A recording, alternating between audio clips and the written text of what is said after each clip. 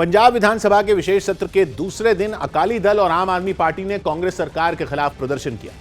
राज्य विधानसभा चुनावों से पहले हुए इस प्रदर्शन के जरिए दोनों दलों ने तमाम मुद्दों को उठाने की कोशिश की और इसकी शुरुआत अकाली दल के पैदल मार्च के साथ हुई, जिसमें प्रदर्शनकारी काले कपड़ों में विधानसभा की तरफ नारेबाजी करते हुए बढ़े।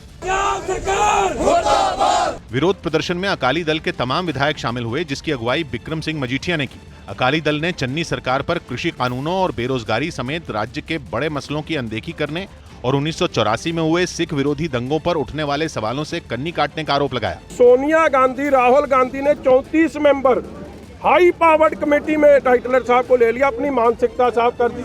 अकाली दल की ही तरह आम आदमी पार्टी के नेता और कार्यकर्ता भी सड़कों पर उतरे और विधानसभा की तरफ नारेबाजी करते हुए वहां तक पहुंचे जहां तक पुलिस ने इजाजत दी। प्रबंध करो। आम आदमी पार्टी ने प्रदर्शन के जरिए गुरु ग्रंथ साहब की बेअदबी, नशा, बेरोजगारी और खाद की कमी को मुद्दा बनाने की कोशिश की। हालांकि विधानसभा के बाहर के हंगामे के बाद सदन की कार्यवाही शांति से शुरू हुई और सरकार ने बीएसएफ का अधिकार क्षेत्र बढ़ाए जाने के खिलाफ सभी दलों की सहमति से प्रस्ताव पास करा लिया। लेकिन इसी दौरान मुख्यमंत्री चन्नी ने अपने भाषण में अकाली दल के नेता बिक्रम सिंह मजीठिया पर ड्रग्स कारोबारियों का साथ देने का आरोप लगाकर खलबली मचा दी। रोम रोम किसे ना किसे गंदगी दे नाल जुड़िया है। चरणजीत सिंह चन्नी के इस तेवर से अकाली दल के विधायक भड़क गए और अपनी सीट से उठकर मुख्यमंत्री के सामने पहुंच गए। तभी सदन के बाहर अपने ही मुख्यमंत्री पर निशाना साधने वाले नवजोत सिंह सिद्धू उनके पीछे ढाल बनकर खड़े हो गए।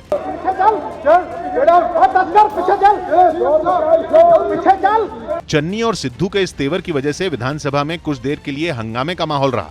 उत्तर प्रदेश के गोरखपुर में पाकिस्तानी झंडा लगाने के आरोप में पुलिस ने 4 लोगों के खिलाफ केस दर्ज कर जांच शुरू कर दी।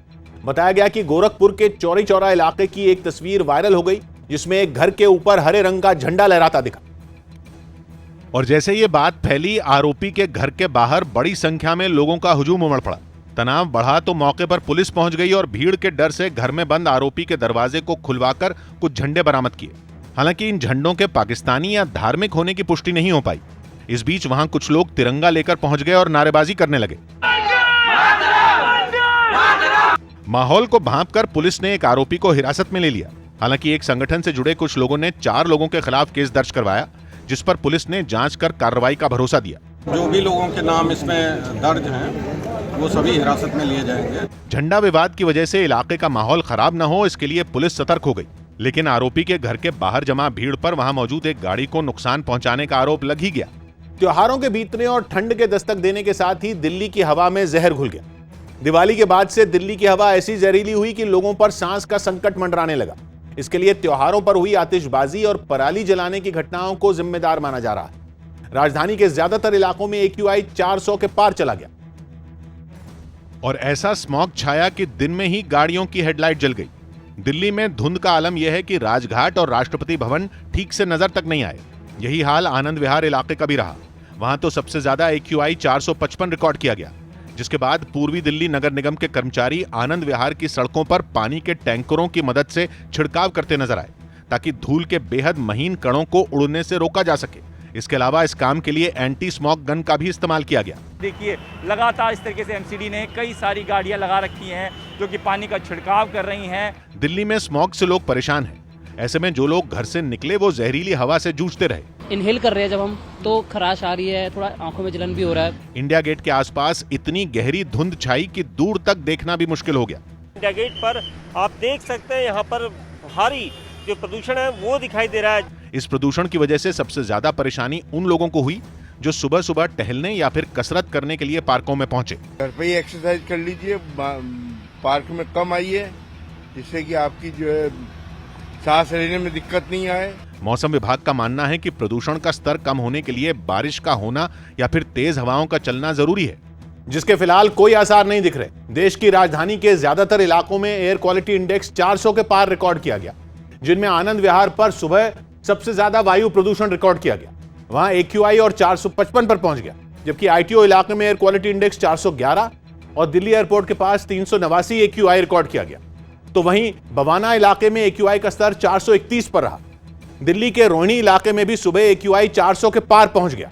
जम्मू कश्मीर के कुलगाम में एक मुठभेड़ में सुरक्षा बल ने 2 आतंकियों को मार गिराया, हालांकि उनकी पहचान नहीं हो पाई। बताया गया कि 3 आतंकियों के छिपे होने का सुराग मिलने के बाद सुरक्षा बल के जवान सर्च ऑपरेशन के लिए निकल पड़े और आतंकियों को पकड़ने के लिए एक खास इलाके की घेराबंदी शुरू कर दी। आतंकियों की तलाश में इलाके के चप्पे चप्पे पर सेना और सीआरपीएफ के जवानों को तैनात किया ही जा रहा था कि आतंकियों ने गोलीबारी शुरू कर दी। जवाबी कार्रवाई में 2 आतंकी ढेर हो गए। चूंकि आतंकी गोलीबारी की आड़ में दहशत फैलाकर भागने की ताक में थे, इसलिए एनकाउंटर के दौरान ही सुरक्षा बल के जवानों ने स्थानीय लोगों को घरों से बाहर निकालकर हिफाजत के साथ सुरक्षित ठिकानों पर पहुंचा दिया। इस दौरान बाकी आतंकियों की खोज जारी रही। केंद्र सरकार ने कनाडा से आई माता अन्नपूर्णा की मूर्ति यूपी सरकार को सौंप दी। ये मूर्ति करीब 108 साल पहले चोरी हो गई थी, जो कनाडा के एक विश्वविद्यालय में थी, जिसे भारत लाया गया और यूपी सरकार को सौंप दिया गया। इस खास मौके को और खास बनाने के लिए भव्य कार्यक्रम हुआ, जिसमें माता अन्नपूर्णा की मूर्ति की विधि विधान से पूजा की गई और फिर उसे यूपी सरकार के सुपुर्द कर दिया गया।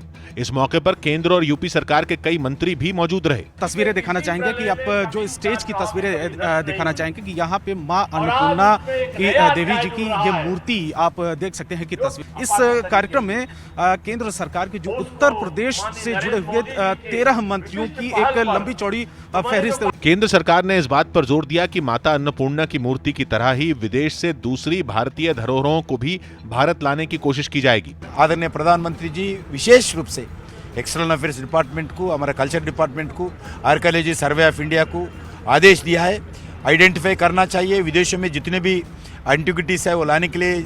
माता अन्नपूर्णा की मूर्ति यूपी सरकार को सौंपने के बाद राज्य के कई शहरों में इसकी भव्य शोभा यात्रा निकलनी शुरू हो गई। दिल्ली से ये शोभा यात्रा गाजियाबाद पहुंची और इसका आखिरी पड़ाव वाराणसी होगा। ये शोभा यात्रा उत्तर प्रदेश के 19 जिलों से होकर गुजरेगी और कासगंज, कानपुर और अयोध्या होते हुए 14 नवंबर को वाराणसी पहुंचेगी।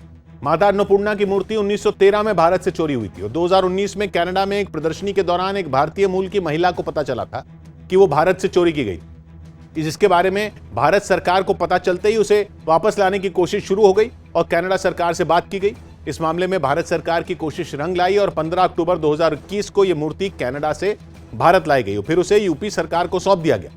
शोभा यात्रा 14 नवंबर को वाराणसी पहुंचेगी और 15 नवंबर को उसे यूपी के सीएम योगी आदित्यनाथ काशी विश्वनाथ मंदिर में स्थापित करेंगे। चेन्नई समेत तमिलनाडु के कई शहरों में भारी बारिश ने लोगों की जिंदगी ही पटरी से उतार दी। लगातार 2 दिन तक बारिश होती रही, जिसके बाद शहर पूरी तरह से ठप हो गया और हालत यह हो गई कि पूरा शहर पानी पानी दिखने लगा। ज्यादातर अहम रास्ते ठप हो गए, बाजार खुले ही नहीं, स्कूल कॉलेज की पहले ही छुट्टी कर दी गई थी, तमाम दफ्तर भी बंद, लोग अपने ही घरों में कैद। हालत यह कि बचाव कर्मियों को लोगों की मदद के लिए लगाना पड़ा। लोगों तक दूध जैसा जरूरी सामान भी बचाव कर्मी पहुंचाते हुए दिखे। एक ऐसे बुजुर्ग के फंसे होने की खबर मिली जो चल भी नहीं सकते थे। बचाव कर्मी उन्हें कुर्सी के साथ ही उठा कर ले आए। 2 दिन में चेन्नई में इतनी बारिश हो गई कि लोगों का घर से निकलना भी मुश्किल हो गया। तभी कल से बहुत बारिश शुरू है, मुझे बहुत प्रॉब्लम हो रही है, जॉब पे कैसे जाए वो भी समझ में नहीं आ रहा है। देखते ही देखते सब कुछ तालाब में बदल गया। नींद से लोग जब सुबह उठे तो गाड़ियां पानी में डूबी दिखने लगी। छोटी दूरी तय करने के लिए भी लोगों के लिए कई फीट पानी से गुजरने की चुनौती खड़ी हो गई। सड़क से कई फीट ऊंचे घरों तक में पानी पहुंचने लगा और यह हालत केवल चेन्नई में नहीं बल्कि तमिलनाडु के कई शहरों में हुई। एहतियातन बिजली की सप्लाई बंद कर दी गई, जिसकी वजह से लोगों की परेशानी और भी बढ़ गई। तेज बारिश के साथ चली ताकतवर हवाओं ने जैसे पूरे शहर को झकझोर कर रख दिया। चेन्नई में तो कई जगहों पर भारी भरकम पेड़ धराशायी होकर गिर पड़े। एक पेड़ तो दीवार से टकराया, जिसके बाद पेड़ और दीवार दोनों सड़क पर गिर गए। गनीमत यह रही कि जिस वक्त यह हादसा हुआ उस वक्त सड़क से कोई गाड़ी नहीं गुजर रही थी, लेकिन ऐसे हादसों की वजह से शहर के कई रास्ते बंद हो गए। ऐसे पेड़ों को हटाने के लिए भी राहत और बचाव के काम में लगे लोगों को कड़ी मेहनत करनी पड़ी। महाबलीपुरम और चेन्नई के बीच में, जहां पे आप देख सकते हैं बारिश बहुत जोर से आ रही है। चेन्नई के आसपास जब हम जा रहे हैं तो बारिश बढ़ती जा रही है और हवा भी बहुत तेजी से आ रही है। तमिलनाडु के मुख्यमंत्री भी लगातार अफसरों के साथ बैठक करते हुए हालात की खबर लेते रहे। मुसीबत इसलिए भी बढ़ी है क्योंकि मौसम अभी कुछ दिन और बेईमान रहने का अनुमान है, इसीलिए बचाव टीमें भी लोगों की मदद के लिए कमर कस चुकी हैं। पुलिस इंस्पेक्टर राजेश्वरी का एक वीडियो भी सामने आया, जिन्होंने सड़क पर बेहोशी की हालत में गिरे एक शख्स को कंधे पर उठाकर अस्पताल पहुंचाया। उत्तर प्रदेश के कानपुर में लगातार बढ़ते जीका वायरस के मरीजों ने प्रशासन की चिंता बढ़ा दी। वहां ज्वालामुखी, माफ कीजिएगा, जीका वायरस की जो मुश्किलें वो बढ़ गई। मुख्यमंत्री के दौरे के बाद अधिकारियों के काम में तेजी देखी गई। जिसके लिए नगर निगम की एक टीम शहर के कई हिस्सों का दौरा करती नजर आई।